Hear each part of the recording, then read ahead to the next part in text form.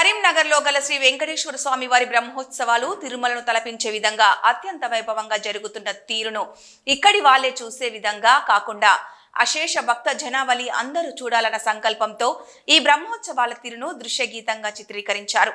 ఈ పాటను KSR Pawan creations banner కింద కాయితోజు పవన్ కుమార్ నిర్మించగా ఈ పాటకు రచయిత దర్శకుడు కవి రంగు గోవర్ధన్ రచన దర్శకత్వంలో రూపుదిద్దుకొంది.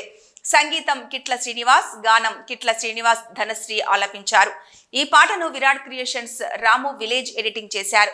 శ్రీవారి బ్రహ్మోత్సవ గీతాన్ని జిల్లా కలెక్టర్ ఫమేలా ఆవిష్కరించడం జరిగింది.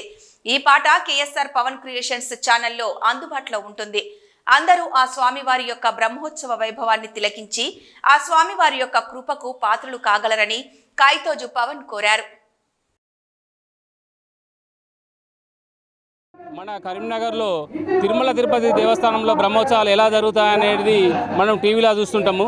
మరియు మన కరీంనగర్లో అంగరంగ వైభవంగా జరుగుతున్న మన కరీంనగర్ యొక్క గొప్పతనాన్ని తెలియపరిచేందుకు నేను బ్రహ్మోత్సవాలు అనే పాట మీద మన రంగు గోవర్ధన్ సార్ని కలవడం జరిగినది. రంగు గోవర్ధన్ సార్ గారు రాసి ఇచ్చి మన యొక్క మ్యూజిక్ డైరెక్టర్ అయిన మ్యూజిక్ వారు కిట్ల శ్రీనివాస్ మరియు ఇందులో పాడిన ధనుశ్రీ అయిన కిట్ల శ్రీనివాస్ అయిన మాస్టరు కిట్ల శ్రీనివాస్ గారికి ప్రత్యేక ధన్యవాదములు. ఇది కేఎస్ఆర్ పవన్ క్రియేషన్ ఆధ్వర్యంలో మీ అందరి ముందుకు ఉంటుందని మనసారా కోరుకుంటున్నాను. ఓం నమో వెంకటేశాయ.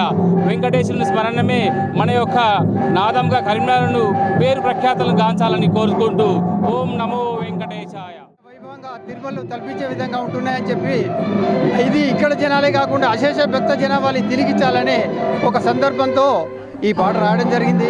దానికి పవన్ కుమార్ ముందుకు వచ్చి ఈ పాట నేను చేస్తాను సార్ అన్నప్పుడు వీడియో చిత్రీకరణ చేసి ఈ పాటను ఈరోజు కలెక్టర్ గారి చేతుల మీద విడుదల చేయడం జరిగింది. అట్లాగే ఈ వైభవాన్ని అందరూ చూసి కేఎస్ఆర్ పవన్ క్రియేషన్లో అందుబాటులో ఉంటుంది. ఈ పాట అందరూ చూసి ఆ స్వామివారి కృపకు పాత్రలు కాగలని కోరుకుంటున్నాం.